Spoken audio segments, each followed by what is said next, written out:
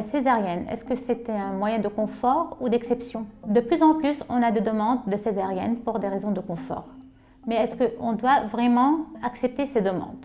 Les gens, de plus en plus, ont tendance à banaliser la césarienne et on a tendance aussi à oublier que ça reste toujours un acte chirurgical qui a ses indications. Mais quelles sont les indications d'une césarienne? La césarienne est indiquée quand il y a des raisons maternelles.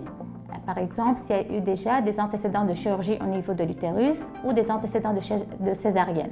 Elle peut être indiquée si le bébé est mal positionné ou s'il est macrosome, donc gros, ou s'il y a une disproportion entre la taille du bébé et la taille du bassin, ou pour des raisons obstétricales, par exemple des placentas qui sont bas insérés, des retards de croissance intra-utérin ou autres.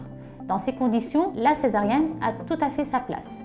Mais quand on demande une césarienne de convenance, le médecin doit se poser la question le pourquoi.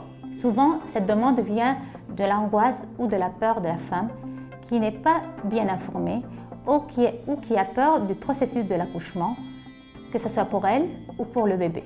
Il suffit parfois d'une simple consultation pour la tranquilliser, lui expliquer en détail le mécanisme du travail, les possibilités d'anesthésie et pour diminuer ses douleurs, et le moyen de surveillance du bébé au niveau du rythme cardiaque, ce qui fait qu'on diminue les risques pour le bébé, pour que cette mère soit tranquillisée et qu'elle accepte d'accoucher par voie naturelle. De même, parfois ça vient pour des raisons de convenance, parce que là on sait exactement la date et l'heure de l'accouchement et c'est convenable pour certaines patientes. Elles oublient aussi que le postpartum dans le cas de césarienne est plus compliqué, que la récupération prend plus de temps et que si ce n'est pas nécessaire, c'est beaucoup plus douloureux. Ça vient aussi parfois pour des raisons esthétiques. Les femmes ont peur pour leur périnée. Le fait d'être enceinte pendant 9 mois est suffisant à lui seul pour diminuer la tonicité des muscles du périnée. Une rééducation après un accouchement normal, une rééducation des muscles du périnée retonifie cette région et redonne une bonne tonification à ces muscles. Donc, il y a aussi des moyens de contrecarrer. De même, une césarienne qui n'est pas bien indiquée contient des risques, c'est-à-dire il y a plus de risques d'infection de la plaie.